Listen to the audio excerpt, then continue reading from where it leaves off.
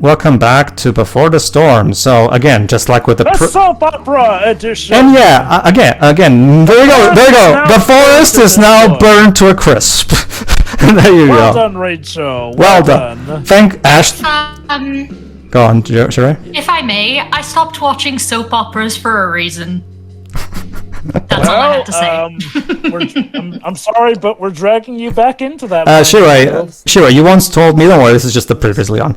Shira, you once told me that you watch soap operas with your mom sometimes, or at least in the past, right, or something along those lines. Yeah. Okay. Yeah. Do you think your mom would have liked this soap opera? You forced my Probably not, no, and also even she stopped watching them because they got way too depressing. Okay, let me rephrase that then. Back when you and your mom were super at the peak of being super into soap operas, do you think she would like this? I don't think so. Okay. Well, I mean, it's interesting you say that, Pedro, because we here in the UK have had a pretty interesting year in terms of soap operas. Like, I know one of them technically isn't British, but it is partly funded. It was partly funded by it. We lost 2 soap operas in the same year. Which ones did we lose? Holby City and Neighbours. Okay. And by the way, it's not all bad because Nathan may have found romance with Sam. Yeah, oh nice. And by the way, Victoria's still lying on the ground unconscious, as far as we're aware. No. Did anyone scoop her up? Sure. As far as the game tell us, no. To be fair, Pedro, we see during the ending montage in the last part that Victoria actually did put down a poster and literally. All right, I missed it. I must have missed it then. It's. I'm sorry, I just can't get over that. Like, like a girl in the middle of a group of people who are her. Remember, her colleagues in the play drops unconscious, and nobody bothers to check on her. They just act like a book fell from a bookshelf. Like she fell on what looks like concrete, mind you. Also, Father of the Year over here, you should have seen this coming. All right. He's about to explain. Yeah, he's about to explain the whole backstory. So let's go. Of course. And to his credit, he does explain. He poorly acts the explanation, but he explains it. So I have a theory for why the kiss looked as sensual as it did for supposedly just a goodbye kiss. I wonder if this was a case where what the writers wrote was not clear enough for the animators. Hold on, let me explain this. Basically, in order to make this flashback interactive so that the player is not just watching a cutscene, they made this thing where they create this visual allegory of the lookout thing that we used in the first episode. Remember? No, we're just in a Xenogears theater bit. I thought either Chloe or Rachel were thinking, and the lights went out like in Ace Attorney. Yeah, basically the idea is that we're going to go through each individual part of the flashback and see. Again, it's basically the player just going through the timeline. So let's see exactly what happened. I do wonder if that kiss was not supposed to look as sensual as it ended up looking like. Maybe the writers just wrote they have a goodbye kiss, but the animators took that to mean a very hot and passionate looking kiss. Like, that would be weird. I do wonder. We'll never know. All right, so it all started back in high school. I haven't put a coin in the thing. Hold on. Everyone adored her teachers, her friends. Oh yeah, James was quite the cool kid in high school. Every boy wanted to date her. Of course. Barely believe it. Get it, guys? Just like her actual biological mother, Rachel would suddenly become intensely popular. Yeah. It's in her genes. All right, so they met in high school. Now courtship.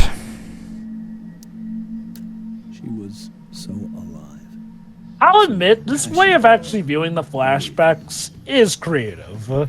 Yeah, I actually don't mind this. I mean, when you're doing exposition, it's best to have bits like this. Mm-hmm. While the rest Oh Neither god, of he you was can not. dance. Yeah, Well, they were. I'm pretty sure that's kind of the point to give. I know. Imagine your parents dancing like they. However, were. Shiroi, this story is about to take a very dark turn.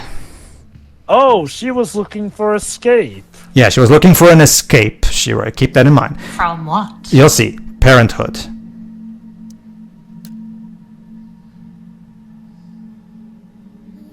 when Sera became pregnant, Basically, according to him, Shiroi, we talked a bit over it, but basically, Oh Sera... my god, that is funny. When Sarah became pregnant, I thought it would solve everything. Like, Yes, yeah, I'm That try- never goes well. I'm trying to explain. Never. He means like he hoped Sarah would become more responsible and settle down, you know, I get what help he him means, raise it's the just girl. that- Go on. I get what he means, but it is so dramatically ironic because Yeah. normally Oh, in Descent. stories like Here he these, is. pregnancies. however much Oh, she yeah. loved you then, it wasn't enough. For Sera, that Oh need my to god, so you're escape telling me the reason Rachel wants to escape Arcadia Bay is that that's also in her genes. So yeah, I right mean, there you go. Kid, but that's what it comes off. So there you go. She didn't really like tried to help the idea of being tied down to one person, like she didn't have her freedom or something like. So she started taking drugs and became a drug addict. Basically, you could say she was addicted to escapism Mm-hmm. in all the worst ways. You know, it's a miracle it didn't end up exactly like that scene in Train Spotting.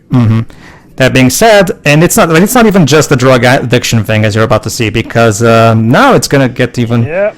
There you go. Yeah, basically, the father still had faith that she would eventually come around, but Eventually, I saw her for who she really was. Oh my god, someone who sees their loved one as a destructive person. which makes the dad the most reasonable person in this franchise so far. I mean, again, he managed to do what both Chloe and Max couldn't do. Yeah. And like I said, you're right. Guess what? In the middle of all this thing, yeah, she actually harmed Rachel at some point. The game now actually shows you what harm. Yeah, as you can see, he found her outside the crib. So apparently, the mother somehow hurt Rachel, and the dad got so afraid for Rachel that he decided to leave Sera permanently and take the daughter with him. And you know what? And there you go. Look, What you saw at the opening. and you know what? Kudos to the guy. Like, I mean, even if you love someone, when a kid's brought into the mix, I'm sorry, you gotta prioritize that kid's safety. And they're still kissing for way too long. Yeah. Kiss. Yeah, there you go. Again, See, I it was a wonder- kiss goodbye, according to him. I do wonder if there was a bit of disconnect between the writers and the Oh, hold on. animators on how that kiss was Want them to supposed hear to this go. bit. Her life together. Finally. But she didn't get to. Yeah, apparently she got her shit together and wants to meet Rachel, but the dad's like, no, you don't get to suddenly now be a mother. Sorry. After Especially when you hurt the child, like you. And that's why, all the lives. and that's why the father wants Sera out of Rachel's life, because he's incredibly afraid of that she would hurt her Rachel again. Mother. And now you might get a better idea on why she's been lingering around the way she has. So that's the basic gist of it. James is basically a case of incredibly overprotective parenting. To hurt her like that. Admittedly. And to his credit, this is about of overprotective parenting where I can kind of get, like, again, you mess with a kid like that, he had every right to get, Rachel out of that. Granted, one could argue he's still being overprotective now, but scars, mental and physical, do not heal easily.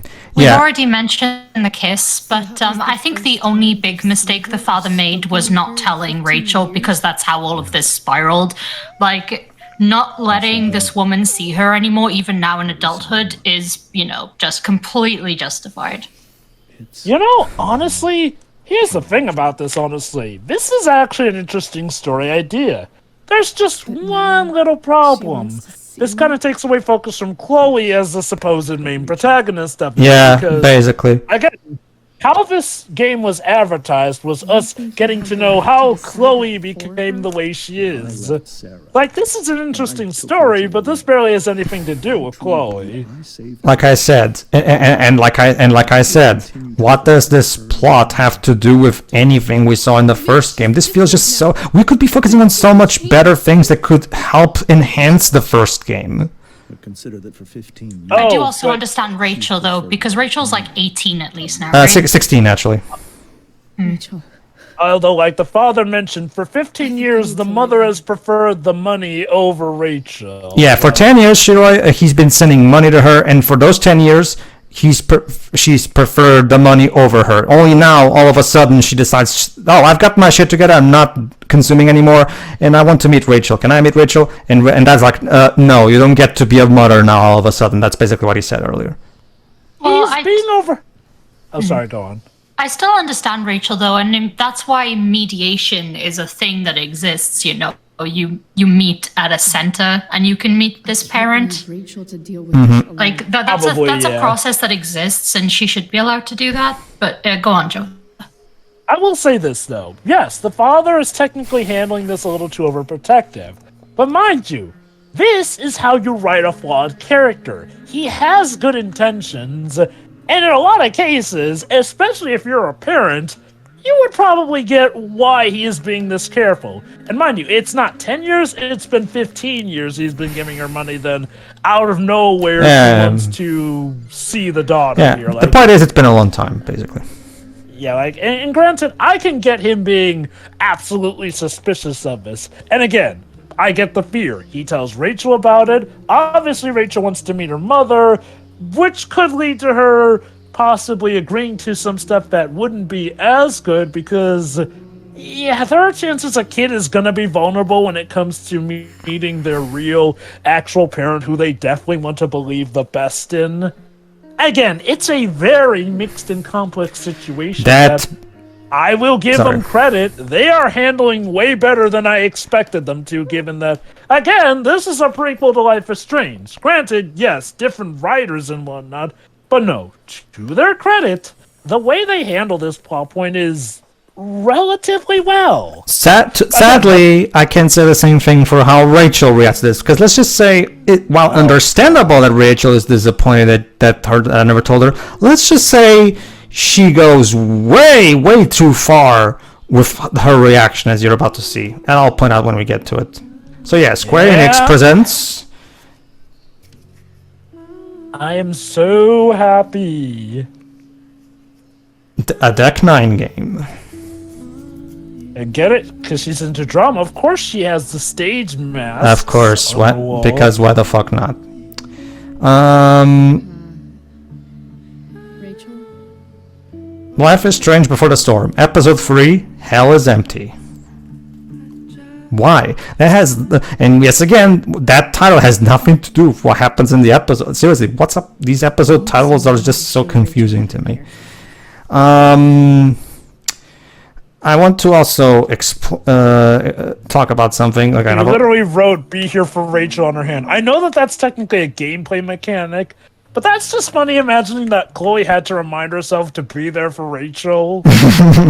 Remember, Joe, but Chloe doesn't have empathy, so she has to remind herself how empathy usually works.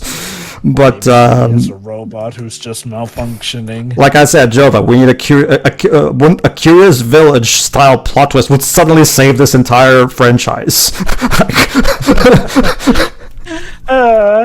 Anyway, yeah, I'm about to talk about, like, because the big problem is Rachel herself to me. Like, and again, like Yurik said, Rachel is about to come off as an incredibly ungrateful, spoiled brat. Like I said, Rachel is pretty much the equivalent to OG Chloe for this game. Basically, Pretty much most, if not all, the problems start and end with Rachel as a character. that's the basic gist of it. In the meantime, the mom's worried. Please come home before curfew. Blah blah blah blah. Again, kudos to, Chloe's mom for not reading her the riot or going into conniptions over the fact that she hasn't come home yet. Mm-hmm. See, here's the thing. Burped. See, here's the thing. If this happened to me, like if a parent, like if I had some kind of revelation to this about my parents, yeah, this particular parent of yours is actually adopted and not your actual birth. Honestly, if I heard this story about how my real mom preferred for 15 years to take money for and actually hurt me, honestly, I wouldn't even think twice. I would just say, nah, I don't care. Like my mom is the one who raised me. I don't even want to know who this woman is, to be honest with you. Because after hearing that story, I would just be, nah, I'm not interested. I'm perfectly happy with my current mom. It's again, I get that some people are gonna react certain ways to some things. What I prefer is that they react in a way that can still have us sympathize with them, but not be disgusted by them. Mm-hmm. And, well, let's just say Rachel's part of the reason that this game did not exactly get the highest reception. Disney's Meet the Robinsons covered this topic much better. And remember, Steven Anderson, the director of that movie, even said that by the time he got old enough that he could go meet his real parents, by that point, like this is something that he's been looking forward to, but by the time he finally came of age, by the time he actually came of age, he kind of gave up because he just didn't matter to him anymore. He just kind of stopped caring about it. What did I miss? Nothing, not really. Basically, just slowly trying to set the mood to try and help cheer Rachel up. That being said, Shiroi, Rachel is about to go incredibly too far with her reaction to what she just heard, as you're about to see. Okay. She's already set somewhere on fire, so... Yeah.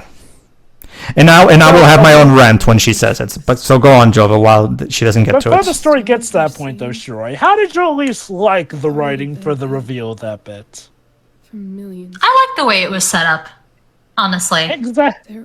Yeah, exactly. That's what I mean. Like, I was legit shocked that the writers of not even the original Life is Strange, but a prequel to Life is Strange were actually tackling such a serious subject matter with merely some sense of grace for the time being. Not even real. Mm-hmm. Unfortunately, don't expect this to last.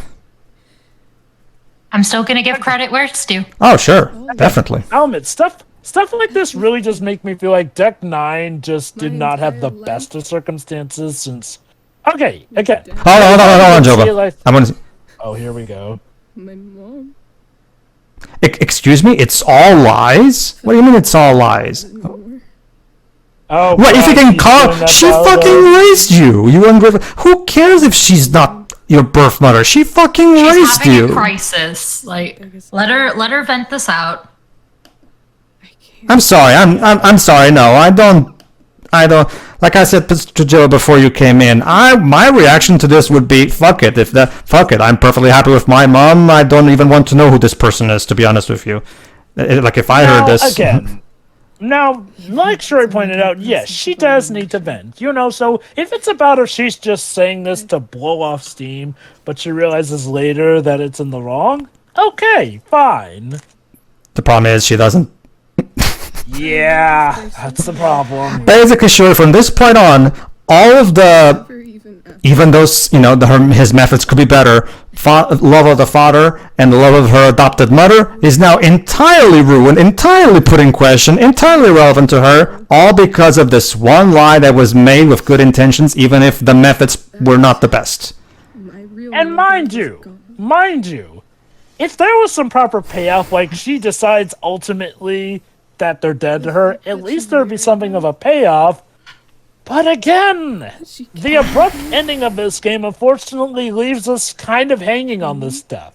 Granted, maybe we're to assume that they really did just stay dead to her, and this also contributed to why she decided to confide in Mr. Jefferson, which would lead to her death and whatnot.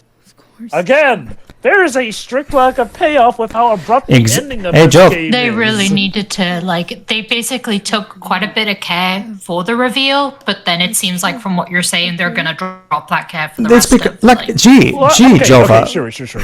Like I've said before, This is like if we had the Star Wars prequels with only Episode 2, except we don't even get the scenes with Anakin's mom dying. We just see, hey, here's Anakin. You won't know how he started off before he became a Jedi, and you will not see the moment where he became Darth Vader. But here he is at a past point in his life. Java, even better. We have none of the prequel trilogy. We just have the Clone Wars movie.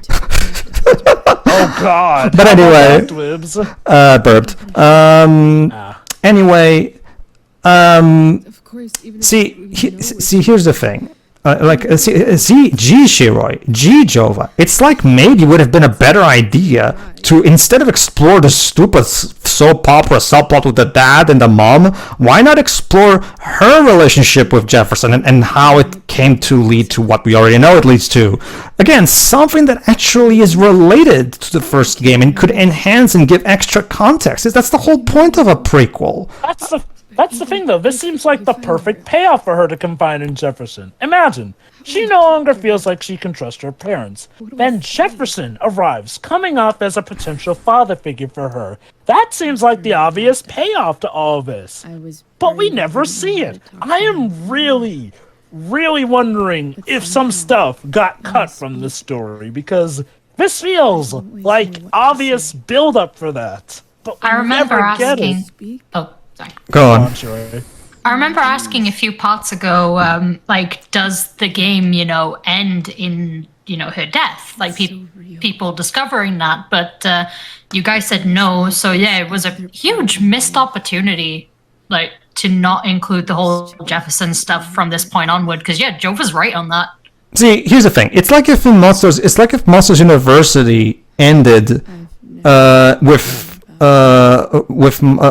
the end of the school year, like of the entire course, because technically they went for the entire course, like, and not show what actually happens in the aftermath, which is of course what ties it into Inc. Because remember, the very last scene of University is literally the very first time that Mike and Sully go into Inc. with Mike as his coach and Sully now as the proper scarer, perfectly tying the two movies together. This prequel, on the other hand, doesn't really feel like it ties it into the first game, like, barely. Like, wait, hang on, the stars are dead. What is this? Is this that? Oh, okay. Basically, it's Zach Garris trying to sound deep by saying, "Oh, the stars are dead. The stars are wonderful, but they're dead," and whatever. It's just.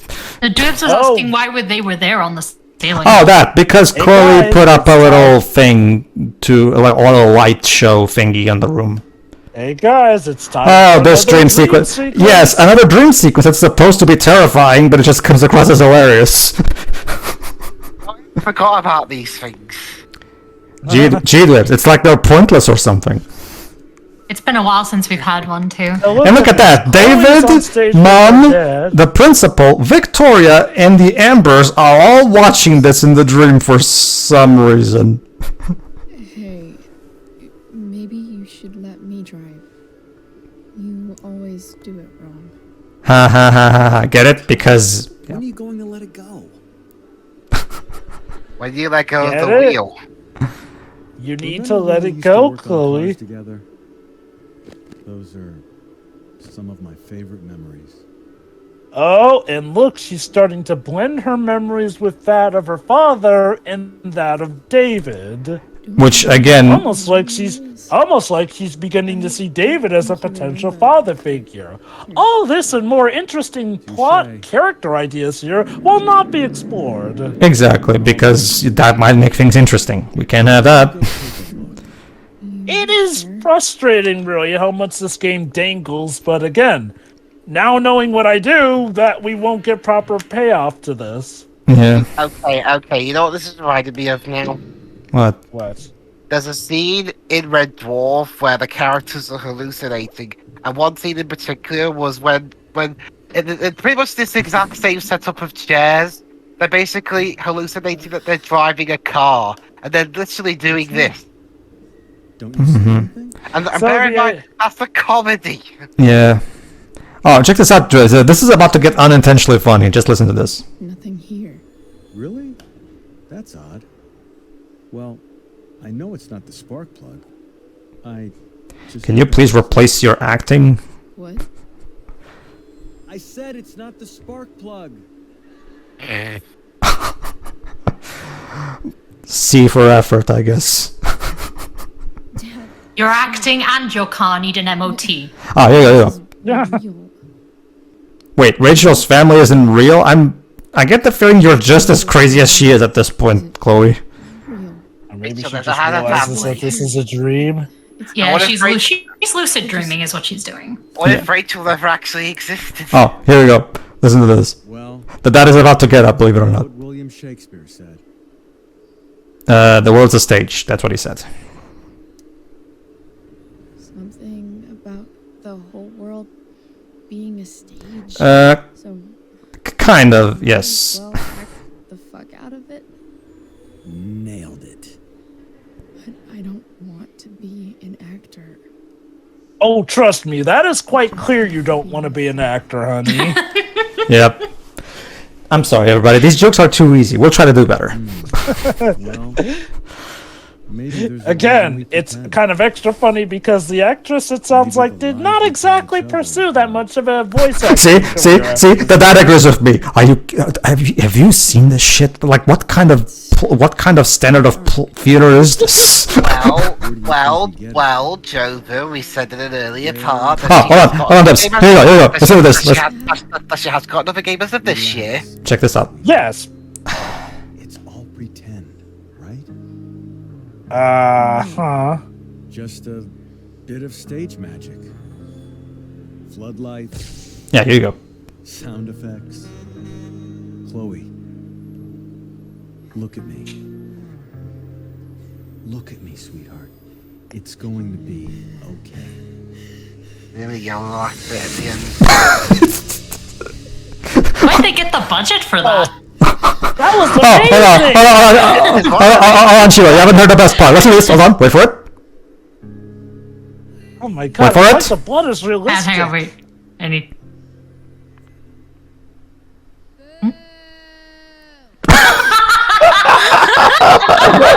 Thank you, Victoria.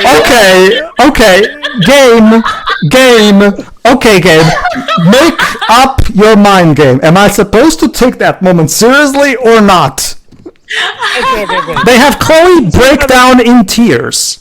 So I'm assuming I'm supposed to feel sorry, but then suddenly they have Victoria break the tone by going boo. Which is it, game? guess Am I it's supposed to the laugh or to cry? Thank you, Victoria. But yes, cool, Jova. Like, What is maybe this it's not honest game? that Victoria's a heel or whatnot, but no, okay. Exactly right. I think I really can pinpoint this writing down to a science. It feels like this is written by Dr. Jekyll and Mr. Hyde. Like, 1 minute, the game is the usual bout of terribleness you expect from Life is Strange. Yet, weirdly enough, it occasionally vaults over to writing that is surprisingly The situation profound, was a lot or more actually kind of really damn funny when it just seems to be taking the mickey out of itself. It's like two writers are dueling for an overall tone with this story here. This game had 3 writers, with Zach being the lead writer, according to the behind-the-scenes videos that we commented on. Those writers weren't exactly in sync. Well, Zach is the lead writer, so he's the one who's supposed to make sure this script comes together as a whole. Important. Like, I mean, again, is the idea to immerse us by showing that, oh, Victoria would have just thought it was a crap trying show to or help something? friend. Or was that legit supposed to make us laugh? Yeah, that's the thing. You'd expect that to be a really... again, it's Chloe dreaming about her father's death. It's supposed to be a really sad, traumatic, tragic thing and all that shit. And then they completely break the mood with that unnecessary boo from Victoria. That's not even... the only reason it's funny is because of how fucking out of place it is. Like, so which is it, Zach? Am I supposed to feel something or not? Like... Ironically enough, that bit can feel like a funny joke if you have just not been buying the pretentious writing between Chloe and her dad. Well, yeah, I get that, Joe, but we're not buying it. No, no. I will say this, though. I don't think that was intentional on the writers' part, though. It boils down to this. Okay. Yeah. For us, it's really funny because we're not invested in this. because the writing did a terrible job of getting us invested. So for us, it's funny. But try to look at this from the perspective of someone who is genuinely invested in this story. That boo at the end just comes across like they're making fun of the people who actually are genuinely invested into this. Like, it's so weird. What is... Unless was that them trying to take the mickey out of people who didn't like Life is Strange? I don't even know anymore. I mean, I don't know, but I'm just wondering, was that them trying to pull a Teen Titans Go and make fun of the critics or something? Because if that was it... If that was the case, they did a terrible job of it. Anyway, the point is, Chloe and Rachel are going to meet at the junkyard so that they can meet Frank, so that Frank can maybe tell us some more information about Sera, because James refuses to tell us more about Sera. Which, yeah, admittedly at this point, he should probably tell Rachel more about Sera. I get why he's not. He's worried that, Rachel... Victoria here. I want to see what Victoria says. Fuck you, Chloe. Sorry. It's up there. Yeah. So I was right all along. Rachel Amber is a fucking evil bitch. Oh yeah, she totally is. Why are you even texting me this? I don't know. I guess you think you're her little sidekick now. Yep. I'm headed with this school. Nobody gave a shit about me last night. See? It was all Rachel. Oh man, when you try to drug someone and then it bites you in the ass, fair point. That's just the worst. Fuck you, Chloe. Okay. That was actually kind of a clever exchange. Don't get me wrong, it's messed up that nobody really paid mind to Victoria. But all the same, that was kind of karma for her trying to drug Rachel. I do want to point out though that that the game kind of just admitted that nobody gave a shit about Chloe last night apparently. No. You mean about Victoria? Sorry, about Victoria. Yeah, nobody. There you go, Shiori. Well, guess what? We just got a text from Victoria where she was angry at us and even saying, and I quote, "Nobody gave a shit about me last night. It was all Rachel. Fuck you, Chloe." Wow, so they really just fucking left her like in the play.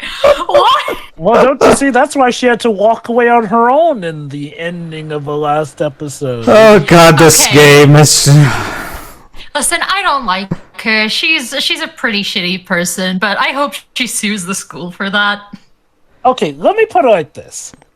There's a difference between her and Regina George. Regina George was just an absolute heel to the point where, you could totally laugh at her getting hit by a bus because she had caused nothing but chaos throughout the school here and there.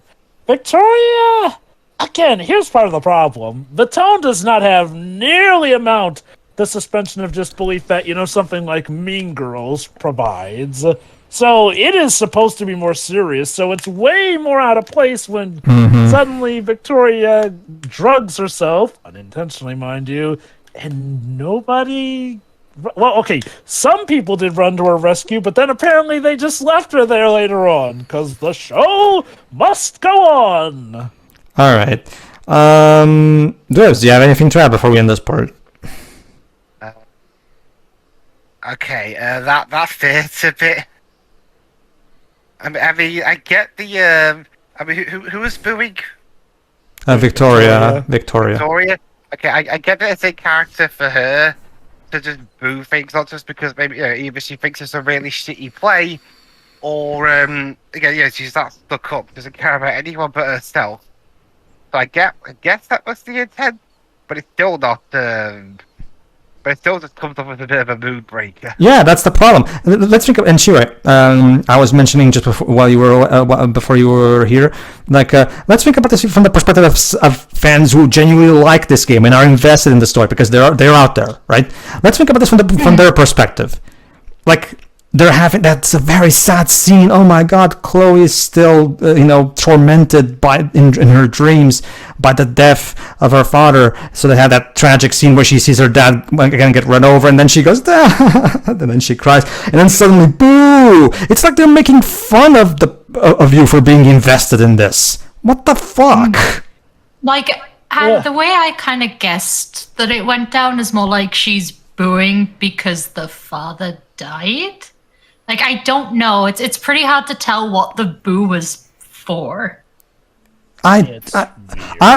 Seriously, I have no fucking clue. What, like, Writing sucks, regardless. Yeah, the writing is just terrible. It's hilarious, like Jova keeps saying, and yeah, I agree. But man, from a technical writing standpoint, it's terrible. The writing is terrible. It completely lacks any understanding of tone. Seriously, what the fuck? Anyways, sitting for the next part, everybody, where let's see in what more other ways this game keeps baffling us. Yep. See ya. See you next time.